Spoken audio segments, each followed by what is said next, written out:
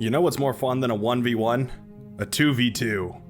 But you know what's more fun than a 2v2? A 3v3. Welcome to the Brightworks, everyone. We're going to be taking a look today at a 3 versus 3 versus 3 on Trifoil. Oh, I have to turn this back on in order to see that. Trifoil remake, I should say.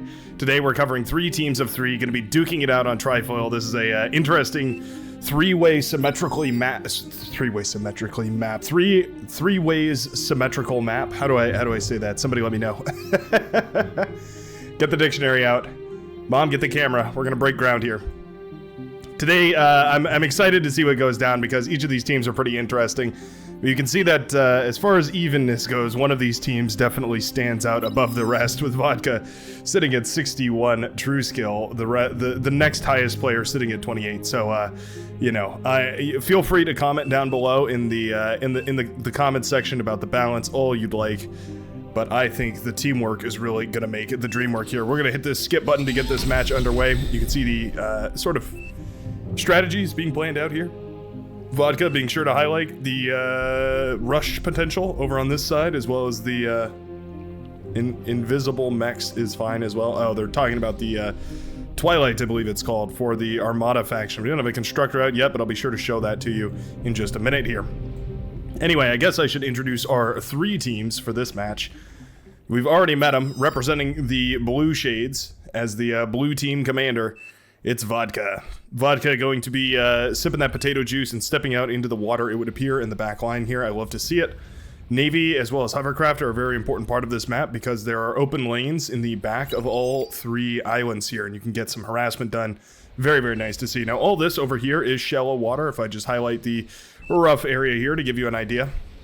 All of that is shallow, which means that bots, vehicles, anything like that are going to be able to trudge their way on through at a slight movement cost, and some vehicles might actually have trouble firing even, depending on the depth of the water. We'll see here in a minute, I'm sure. Maybe we won't, though, because a lot of these players are going for bots, including our green team leader here, Tenebos. Tenebos going for a bot lab here as a Cortex commander representing the green shades. Already went up to 4 wind production towers, wind mills, as it were. We can see that the wind speed is quite high on this with a 3.8 wind risk and an average wind speed of 18.8. There's basically no reason to go for anything but wind. If the wind speed is all the way down to 5, it's a statistical, a rare statisticality. Let's call it that. I guess to meet our final last but not least, other way around there, is Doodle, our red team leader here. Wait a second. Oh, that's odd. No, sorry, Doodle is not the red team leader. Doodle is the red-colored player, but the red team leader is actually our orange player this game. A little bit of a mix-up by the AI on that. It's going to be N2G, nitrogen to glycerin? I don't know. Every time there's some sort of chemical formula, somebody is sure to put it in the chat, but that might not be what this is at all. Anyway, N2G going to be our orange player representing the red team here. 28 true skill, hailing from Poland or France? Might be France, actually. Is this Poland? I'm not sure. I should stop talking now before I embarrass myself too much further. Either way, going to be representing the red team here, so I'm excited to see what's going on. Bot lab here and Armada bots, so they can definitely get across. I don't think ticks are going to be able to cross this water, so I like that we're going for pawns here instead.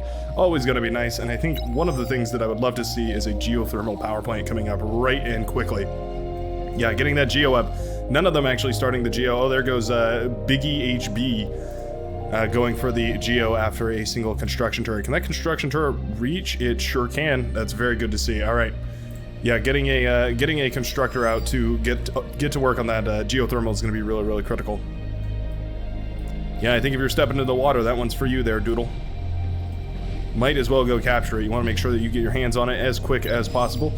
Little supporter of the light gunboat for the Cortex faction is here to harass down some of these hovercraft. That's interesting. Nice to see. A little bit of aggression. It's difficult to get that aggression out, but if you can, it's well worth it. Ooh, a couple of grunts might actually catch this hovercraft constructor. Yeah, I think they're going to get the kill here, as it is forced to retreat into the water, trying to heal itself up there in a little burst, but yeah, not going to make it, I'm afraid.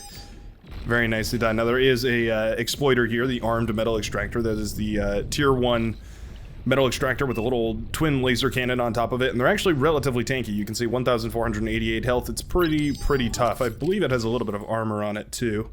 Yeah, it's got a little bit of armor, resistant to some bombers, resistant to fighters, which I'm not sure how you would get a fighter to attack that anyways, but I suppose it's resistant to those as well. Always nice. Is armor against a unforeseen attack still useful, still viable? I don't know. I suppose it is, but you know, it's kind of covering extra bases that don't really exist. Anyways, frigates are here to cement the naval victory. Interesting to see what directions these naval players are going on. Also, is there a little bit of sound in the background there? There is. There's like water sounds. Have those always been there? Is that new? I feel like I would have noticed them by now, but I don't think I ever have. A bit interesting here. Dolphin push, going to be pushing into Fusion CNC, the naval player here for the green shades. Dolphins will jump on top of this this torpedo launcher here, as well as the assault frigate. Love to see this commander repairing that. Is he? Can't tell. Can't click on him. Well, whether he was or not, the torpedo launcher stays up, the Dolphins go down, and that's a really poor engagement right there. Definitely we're hoping for quite a bit more out of, or Vodka rather was hoping for quite a bit more out of those Dolphins. For them to get such a ridiculously low metal trade, that is quite disheartening, to say the very least. Bit of a different strategy here from Tenebos, going for a regular metal extractor guarded by a twin guard. How much does one of those armed metal extractors cost? 240. So discount the $50 cost for a normal metal extractor, and that leaves you with 190 bucks, which is just 5 shy of the cost of a twin guard. So I think this actually ends up working out a little bit better. Now the position on this might be difficult because that twin guard's going to have a rough time trying to shoot past this this tower here, this radar tower. So if a unit comes through from this direction and attacks, I think they might be able to get this metal extractor. But it's a fairly minor detail to worry about. Wowzek is just fortifying this island to the teeth, making sure that nothing is going to break through here. We've got tons of light laser turrets guarding these metal extractors. Twin guards coming up over here to really make sure that this metal extractor comes up, as well as a radar, a jammer, and eventually an eradicator is planned out here. Those are the top of the tier list for the Cortex anti-air towers, so I really like to see that getting done. You don't know if your enemy's going to go for air, but it's much better to be prepared than to be sorry, at least in my book. Vodka trying desperately to reclaim some of this metal that was left in the wreckage here, but not really going to get any of it. Fusion CNC has done a great job of keeping those torpedo launchers alive, and now there is more and more wreckages sinking to the bottom of the ocean floor. Let's check the... Whoops, that's not what I meant to do here. There we go. Sorry about that. Let's check the wreckage value here. 1.1 thousand metal. That's definitely quite a lot, and you can use it to build... well, plenty of ships. You could build, looks like a bunch of energy converters coming up in the back line. I'd love to see that. When you're in Navy, typically a good practice is to build a couple of constructor ships. Build 1 or 2 of them that just build tidal generators. Build 1 or 2 of them that just build energy converters. And eventually you're going to eke your way into a decent enough Navy to step up into that T2 field. Or just pump out more T1. That's also valuable as well. T2 is out now by this point for basically every team. Yep, looks like orange and... green both have T2 as well as blue, so everyone's getting right into that T2 stage. Every team had their techer, and looks like they want to carry this battle out. I didn't check the replay timer, but I'm sure that they are going to get into that proper late game here. The difficulty with the 3v3 is if your army is not up to the challenge of breaking, say, your one of your opponents here, either to your left or to your right, you run the risk of attacking them, weakening yourself, and getting swarmed by the other enemies. So what that usually means is that when you make an attack, you have to be very confident that your army is going to be able to get some damage out. Artillery is very valuable for that reason. You always want to be able to do damage that can't be rebounded, right? You want to do damage that they can't punish you for, which is true in general always, but especially in these 3v3s where it becomes even more important. Vodka eventually getting a destroyer out here to try and take down some of these torpedo launchers, which it will eventually. It's just a slow-going process. Meanwhile, a counter artillery ship, I suppose you could call it, has reached the front lines here. The Oppressor, pardon me, the Cortex destroyer, very powerful ship, and it's nice to keep it around here. It's going to start sending back shots towards that Armada destroyer. It's a tricky dance. You overextend and then suddenly the dolphins jump on top of you. You stay back, you lose your static defense. Definitely a tricky position to be in here for Fusion CNC. But definitely managed to hold on to this line. That torpedo launcher is hanging on with its last breath, but it is hanging on nonetheless. A wise man once told me the only HP that matters is the last one, and couldn't be more true, especially in this battle. Vodka pushing out into the middle, trying to claim this, gets a couple of excellent D-guns here. Well, the D-guns themselves weren't excellent, but the fact that he D-gunned all that down was excellent. Managing to take out a significant portion of Wowzek's army, although eventually the reinforcements are going to push this commander back. You might have noticed I sped things up to 2x speed here just so that we can get to the action as quickly as possible while still keeping an eye on what's going down. A Juno was even built to shut down the radar and radar jammers over here. That's quite nice. The Juno belonging to Starman 27. Very good to see. Starman going for quite a windmill-based economy. Always dangerous to build these windmills in three wide rows here. They can chain react if you do that. Typically, best practice is to build them 2 by 2. Anyways, small details, and it looks like everyone has just about fallen into that trap here. Actually, Tenebos has done a good job of keeping them 2 by 2. However, that is counteracted by the fact that they're right next to energy converters, which will have essentially the same effect. So interestingly enough, the Navy positioning is looking like it's stacking up against Tenebos. The Red Navy is looking for the Green Navy and not finding it because, well, frankly speaking, there isn't one. At least not on this side. The Green Navy is entirely focused on the Blue, which was their main pressure applicator for the entirety of this match. However, as for the time being, that is not really the case. Now, the Blue Navy is reorienting itself. Looks like Vodka is sending his forces around, maybe looking to get a little bit frisky on the red side of the map. Maybe just scouting around here, trying to probe in the darkness to find something worth shooting at. A couple of persecutors were built over here. It's funny, the players on the front here tend to basically fall into like a static defense position. You can see the yellow player here, Wowzek, doing the same thing. But Wowzek has captured tons and tons of these islands out here. You can see the middle island with 3 metal extractors each, producing 3 metal a second. Very, very powerful stuff, as well as these other 2 islands with a combined total of 3 as well. So I'm really, really liking the economy here for yellow, which is reflected up here in this top right-hand corner, where you can see that yellow is pulling in about 115 a second, whereas blue is near 90 and green is near 80. So definitely the red team is looking quite a bit stronger at the moment than their 2 opponents here. Now the Naval Lab 4 Doodle does go down. The Dolphins return back home to try and clean up this mess, and I think eventually the Red Dolphins will mop all of this up, but there is a Resurrection submarine greedily eating up all of this wreckage, and that's actually beautiful. That means that this trade was well worth it here, because eating up those wreckages is really the way that you recuperate a loss on the naval field. Whoa, some Hounds getting real aggressive now. Trying to push in here on the blue team. That is Hounds without any kind of fire support, so I would really love to see either a radar jammer. Well, I'd love to see both of those, actually. I'd love to see a radar and a radar jammer bot accompanying this so that those Hounds can fire with their full distance. Oh, I think they were sent over here, but they were accidentally misrallied right into the fire of a Twin Guard. Let's go ahead and slow things down now. Looks like it's about time. LRPC was built, and it is firing straight into the base of Wowzek, who is dealing with those extremely damaging heavy long-range plasma shots. They're very difficult to deal with. You have the option of building a shield battery, which can deflect these, but it's sort of a band-aid fix. Yeah, it looks like that's the solution that Wowzek is going to go for here. The other option is to try and kill the tower, right? But these things can fire from so far away, it's really, really difficult to pull that off. What does the scouting look like? Essentially nothing. So just firing into the darkness here, not going to be tremendously efficient. Although he's got a decent enough target right here. I think if he gets lucky enough, yeah, some of those shots might leak into the build power here for N2G, who is now receiving fire from this LRPC. T2 was handed over, and I think N2G is trying to point that out here.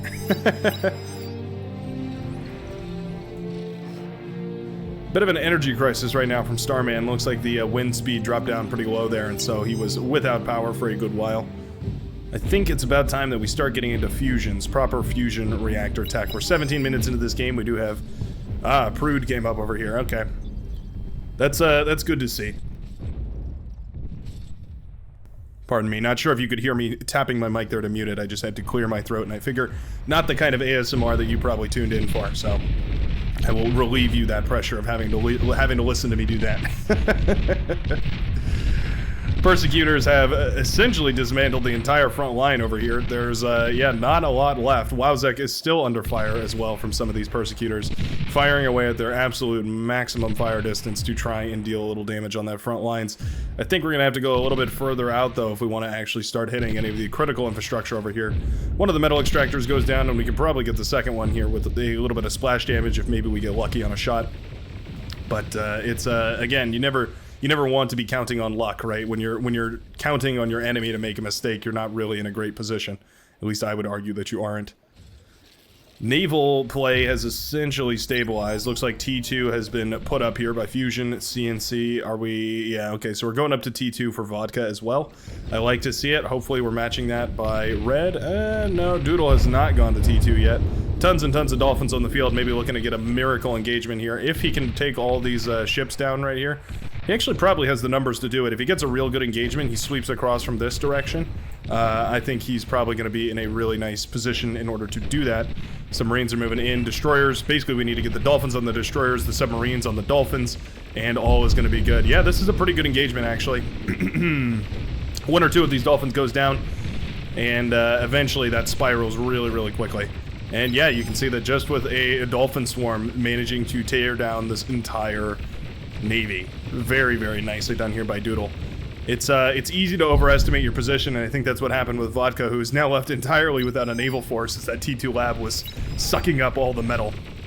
Trying to eat up as much as possible with this construction ship, but it too will fall. Great naval engagement there. I'd love to see these eating up the metal.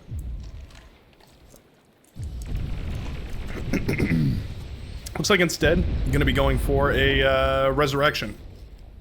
I don't hate that. Oh, this is unfortunate, though. These are going to trail this ship for a good while. Come back. We're not done. It's a weird bug with the resurrection. They just don't know how to... They don't know how to let go. I think eventually once it leaves the circle... Oh no, it really will just pull them infinitely. Wow, that is quite a shame. Yeah, these ships should be eating up all this metal, using it to either go T2 or just continue producing a massive army. I'm definitely a bummer that they're just following around this ship. That is not what you want them to be doing. Really unfortunate there. Gonna be starting some naval landmines. Sea mines? There we go. Trying to do something to protect the shore here, protect the naval lab from being swarmed. If you haven't already, by the way, go check out the new toys video featuring the new ships that they're planning on introducing.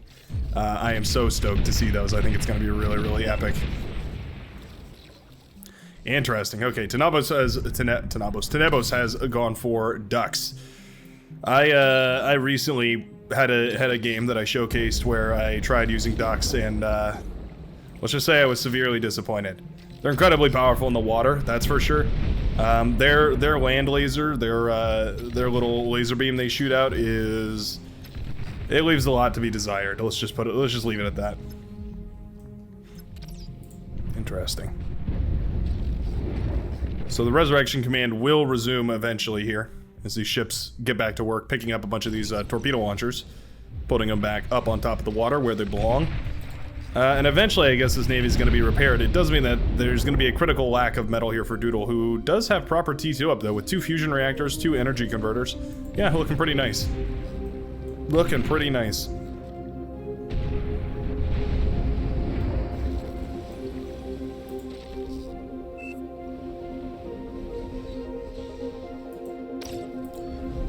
Oh, alright, looks like we had a little bit of change of hands. I was trying to figure out with the chat and what was going on here. Yeah, so it looks like Starman had to dip out, so he basically just handed all of the static defense over to Vodka here so that he can deal with it. Oh, this could hurt, though. Dolphins trying their very best, but the D-gun is bouncing across the water here. Can't D-gun the submarines. Oh, no. The Dolphins are just walking underneath, and the naval facility is in a lot of trouble. Now, there are Paladins, which have depth charge launchers on them. Not visible, but they do. You'll just have to trust me, bro. Those depth charge launchers can eventually shut down these here Dolphins, but it's going to be a lot of damage if they don't go down pretty quickly here. They will make it onto land, where they will start trying to tear apart whatever they can. commander using its D-gun to tear them down, and luckily, minimal damage. Minimal casualties were lost here. There was construction ships to patch, or construction turrets rather, to patch all this up. And at least for the time being, everything has stabilized. Submarines are going across from Doodle to try and attack Vodka. That's a nice little application of pressure. The submarines, of course, will hit those mines. I actually thought the mines would be too far up on the surface to hit the submarines, but I suppose they can reach all the way down into the depths in order to hit those T1 submarines. So that's very nice to see, actually, going to clean those up very efficiently. Nicely done. Oh. A little bit unfortunate here as this Overseer is bouncing the LRPC shots off of it and into the backline here. Fusion CNC taking shots from seemingly nowhere as the T2 lab now is a little bit damaged. Looks like we have some coaching going on as to how to tech. I'll give you my rough and dirty explanation. You want to go for a fusion reactor, an energy converter, a fusion reactor, an energy converter, another 2 energy converters, a advanced fusion reactor, and then another energy converter. And you can eat up your one of your fusion reactors to pay for the advanced fusion reactor once it is about halfway done. Very, very rough and dirty.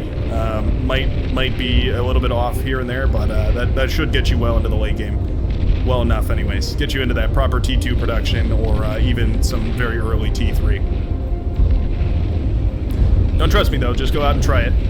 And feel free to come back and let me know how you feel about that build. Let me know if it suits your fancy or if you think it can be improved. Always happy to hear from you guys in the comments. Ooh, torpedo bombers are out.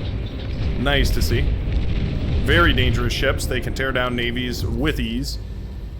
A navy without anti-air is as good as dead if there are T2 ships out and about. T2 airships, I should say, out and about, because yeah, those are some powerful planes. Finally, the deflector shields are doing their job, keeping that plasma off of the green team's back. And just like that, the plasma age has come to an end. I would have loved to see a plasma shot hit these windmills here. But maybe that's just because I love a good chain reaction. Speaking of chain reactions, wow, look at that. N2G has gone straight up the tech ladder. Not worried about explosions whatsoever, just focusing entirely on making as much technology as possible. Plenty of energy converters, plenty of build power, plenty of energy producers, right? These advanced fusion reactors as well as the advanced geothermal. Not sparing a cent to go for the prude, and instead going to go for the very expensive but also highly explosive advanced geothermal.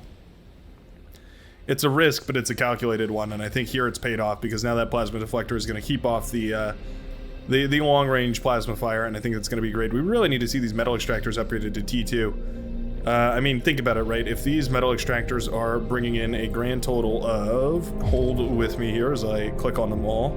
There we go. 18 metal per second. If we multiply that by 4, let's call it 20 for ease of doing my math. 20 by 4, by my calculation, would be 80. Yeah, that's going to be quite a lot of metal. So I think 72 would be the number that we'd land on here if we did some basic math. But anyway, that's way, way, way more metal that you'd be pulling in here, essentially doubling the economy. So I think it's one thing that WowZek should probably look into. I mean, it's difficult to upgrade those, right? I mean, you're kind of out and exposed on the front lines, but think of the metal, man. Think of the metal. I said this before in another video, but someone was explaining to me in-game in a chat how one way that you can pretty easily justify the expense of building those metal extractors is to think of them in terms of how much metal they would bring in per second compared to the amount that a fusion reactor can produce.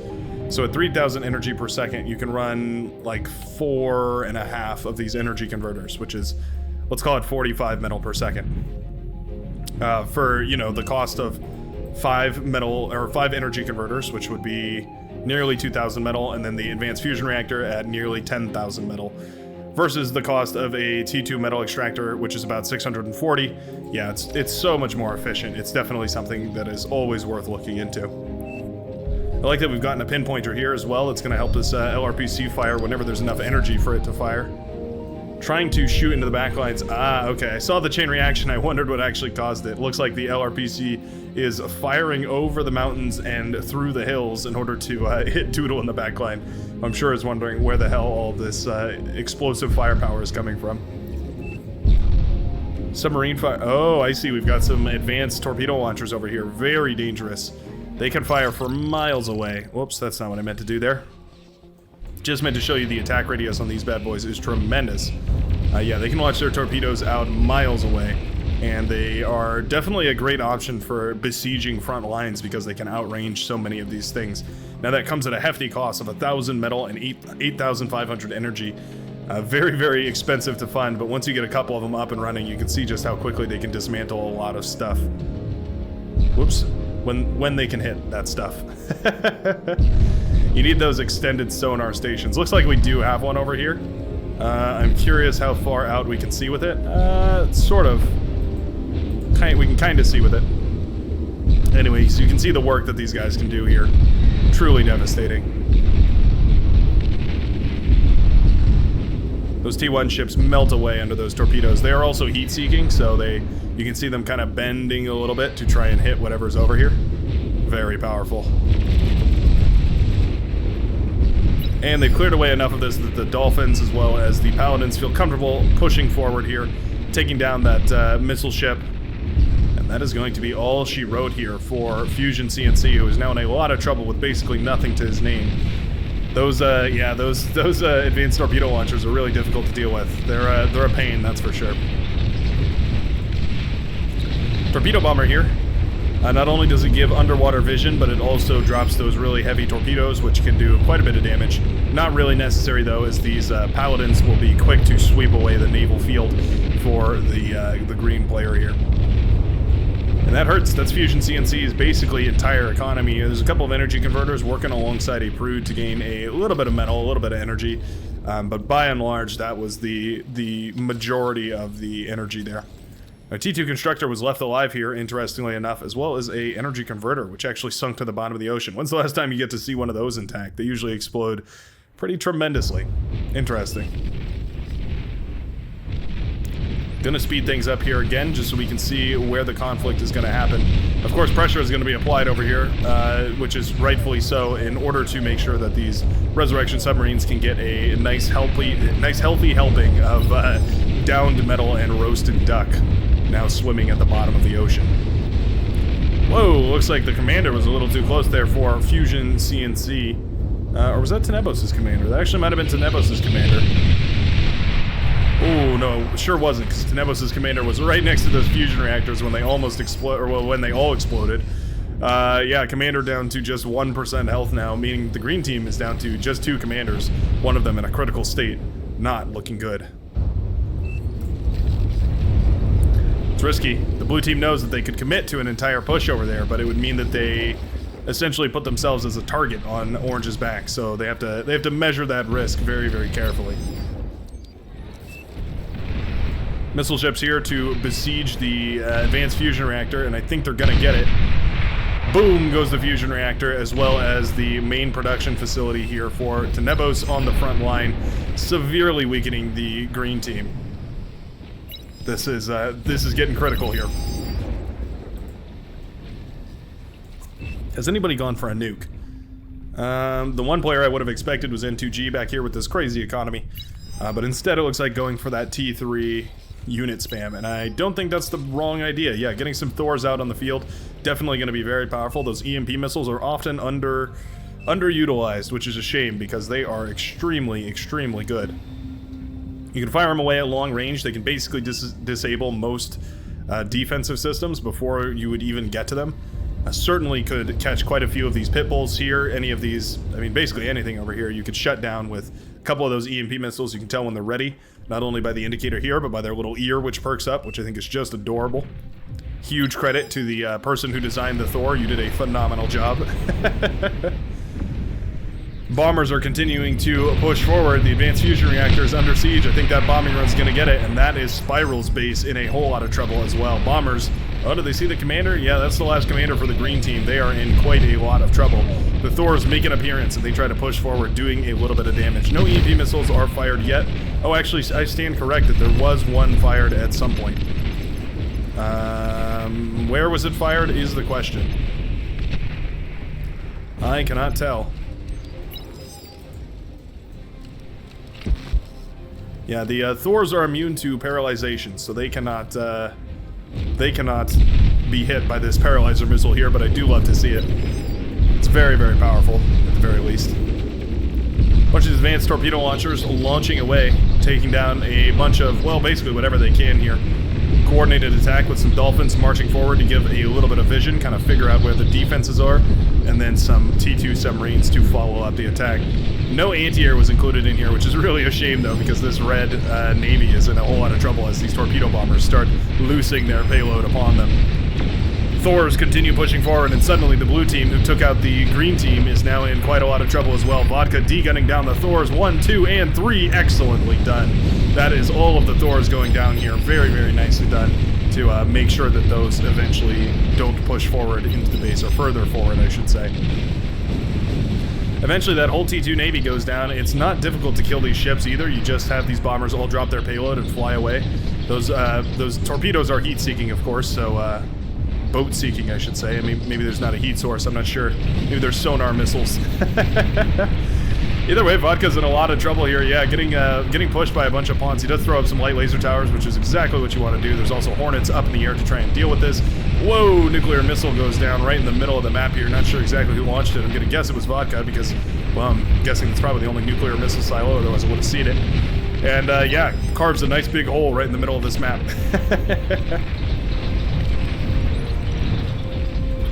I agree that they need to get this comm here. It's going to be very difficult to push forward into this without getting that comm. A little bit of damage was done here. Those comms are like walking nukes, so you got to be very careful where you place them. I like the Vodka's going for more and more static defenses here, just the light defenses. It's all you really need, as now the orange assault is underway. The pawn flood is inefficient, but what it does is tax the resources of the blue team, and when you know you have an economic lead, it's one way to drain the enemy of resources until eventually you can just waltz on into their base. EMP missile was used there by N2G, very nicely done, shutting down the paralyzer missile as well as the, I believe it was a pitbull there, yeah it sure was, and a twin guard as well, which now at this point has no power whatsoever. Beautiful little push right there. The blue team now in a lot of trouble, yeah. Hornets up in the air doing quite a bit of damage though. They're a great answer to the T3, especially the tanky T3, Titans, Thors, Juggernauts. Any of those, they're a pretty good answer to. Even Behemoth are pretty decent against. You need a lot of them, but that's just par for the course for anything in T3. Yeah, this tank got pretty far into the back line though. Takes down some energy converters, gets on top of the fusions, but eventually goes down. Counterattack is launched against the Red Navy, and looks like it's gonna hurt here. That is a lot of paladins capable of dishing out a tremendous amount of damage. They have those lasers to deal with spam. They have those heavy Gauss cannons to try and lay down the law on anything else that comes close, or any of those units like, say, for instance, a Dreadnought, which might cause them a little bit of trouble here. Taking down the lab, that's very nice to see. Gonna burst down the Dreadnought very quickly as well, and now there are units in the back line for the red team. Love to see some amphibious units spared on the front in order to deal with this. A couple of termites trying to march forward as well. They'll be shot down by Hornets. Wow, like a bomb, this game has erupted into explosions and debris fields everywhere I look. The least damage of which is the red team. The green team holding on by a thread here, trying to get some units out to resurrect whenever they can. Still plenty of infrastructure to resurrect here to claw themselves back into the game, especially if the orange team takes a hit. Love to see some missile ships brought over onto this side and starting to try and chain react whatever they can on this island, since we've already won the naval field. And by we, I mean essentially Vodka has won the naval field. I would love to see him moving a couple more of those ships into position. We actually have the ships over here. Yeah, might as well route those around, send them back here, back around here, and then over to this side where they will be able to bombard this from afar. You can see the attack range on these quite tremendous.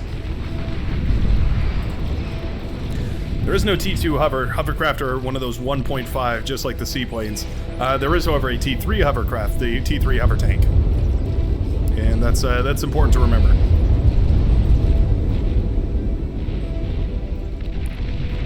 ships are shooting themselves. Plasma shots not able to penetrate the shields, however the laser fire certainly will. And yeah, they're going to start bursting down first these metal extractors, but eventually as the battery on that ship runs out, they're going to start firing at Doodle over here. Now those shots are eventually going to arc over and eventually hit the metal extractors over here, so that's very dangerous. Okay, looks like they won't be able to, but certainly could have been a dangerous play there. There's the T3 hovercraft we were just talking about, the lunkheads. Those are the Armada hovercraft. They have a sort of like a missile launcher. I think that what they launch is the impulse bomb, the impulse warhead that the T2 what is it, the T2 bomber, T2 strategic bomber fires.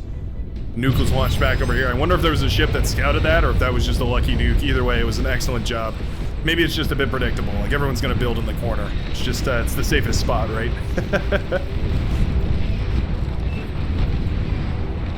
Anyways, that's a lot of units moving forward.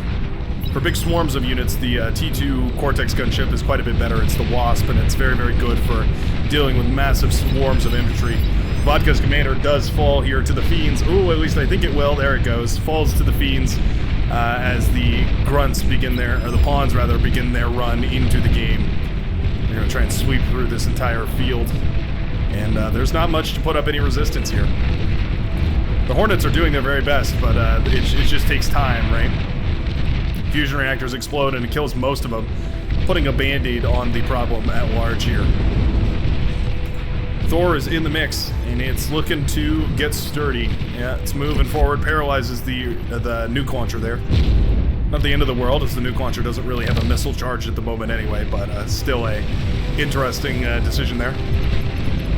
Paralyzing the pit bull is probably quite a bit more important, although they really have a hard time scratching even the surface of this Thor's armor as it continues marching forward. There's the EMP missile, nicely done by N2G. Very, very nicely done indeed. Gonna eventually kill this fusion reactor as well, and it's moving. Oh, it was moving its way forward, but Biggie HB moves into position and D-guns it down. What a savage fight.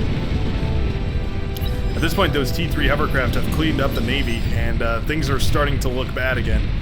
Yeah, the red team's in quite a bit of trouble. More Fiends pushing forwards here. And they're going to jump on top of that fusion reactor. A bit of an interesting decision to protect your Prude with T2 walls, but not the fusion reactor. Eventually that decision, well, aside from the fact that there was just too many Fiends to handle there, will be the demise of the right-hand side of the blue team. It's just what I was telling you. You have to be able to not only take care of the enemy that you aggress, in this case it was the green team, but you also have to be able to defend from a massive wave from the other opponent here, which in this case was the red team. In some respects, it makes 3v3s very interesting. In other respects, I've certainly heard it be called a bit of a balancing issue. Either way, I love to see it. Maybe that's just because I love watching bar, no matter what shape, size, or color it comes in. Hornets are still up in the air being pesky, but eventually most of them are going to get shut down, meaning that the blue team is now a naval team. Yeah, they've essentially abandoned their land. They don't care about it at all. These lunkheads are going to be a huge problem, though, because they're difficult to deal with. They have a depth charge launcher, so they can shoot into the depths of the sea. They have that heavy cannon on top of them, so they can... yeah, they can sweep those ships out of the water as well. It's just very, very difficult for navies to deal with those hovercraft, especially when they come out in numbers such as this. I would say probably your best option is either to swarm them with a lot of light craft while firing on them with long-range submarines, or to go for ultra-long-range ships like the Epoch or the Black Hydra, something like that, in order to try and barrage them down from a safe distance. They don't have the most effective range. Pretty far, but not tremendous. They're going to hit these landmines here, which is quite interesting. Sea mines, I should say. Oh no, parking the ships on top of your own mines, not a good idea. It's a pretty brutal engagement here, as you can see that most of that T2 army falls pretty quickly under the fire of these lunkheads. Yeah, it does not take long for them to burst down the remainder of those ships.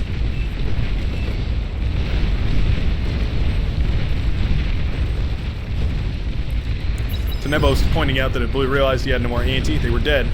What they don't realize is that blue is dead. Blue has fallen here, as well as the nuclear launcher, which I would actually love to see these red spots resurrect. That would be pretty funny to resurrect that nuke launcher and use it against green.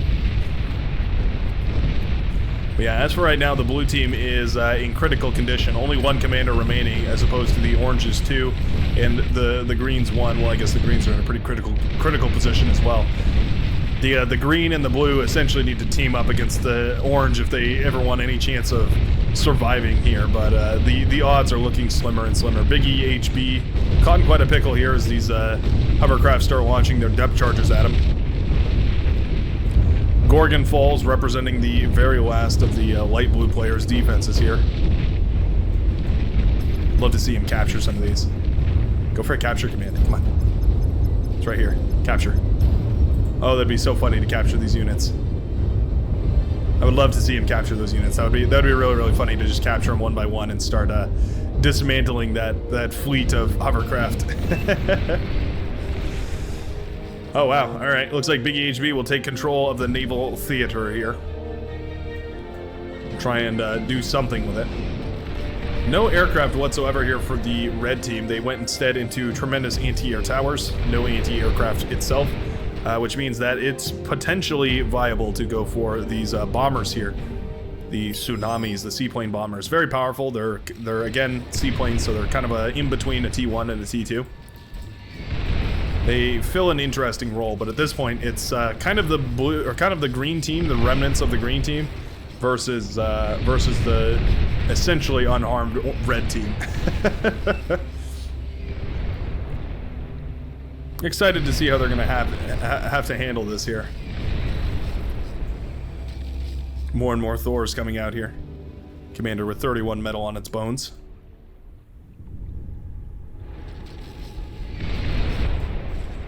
There go the fiends. Running forward at full speed. Oh, Spiral's in a lot of trouble. Oh, the fusion reactor saves him. Wow. Alright, well the fusion reactor saved that commander from total annihilation. Yeah, that was pretty critical right there.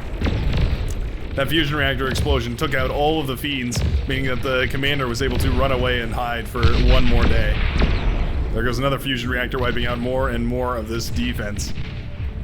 Yeah, this is the death of a man in 4K.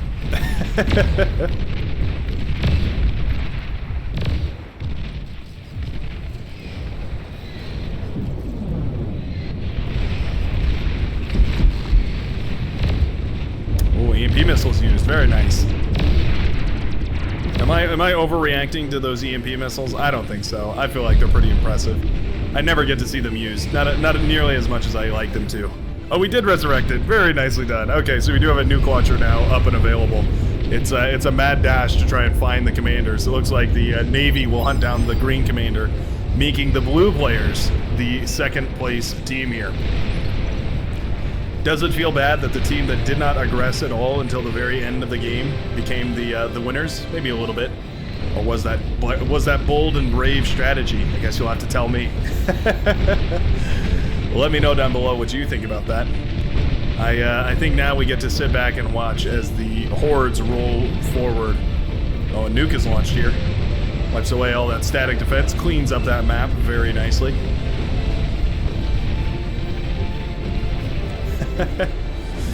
Tenebo's begging for them to surrender, not wanting to stay in this shameful game a second longer. Yeah, fighting for second place, honorable at the very least. But it looks like eventually he will be convinced to tap out, and the red team will take the victory here. What a funny match! What a really funny match. Love watching different varieties of this game, and this is no exception here. You can see the orange player who was allowed to greed without punishment for a good long while. And you can see just the effect that checks and balances has when it is not present. Anyways, thanks a ton, my friends, for watching this video, and I am excited to see you in the next one. Peace out.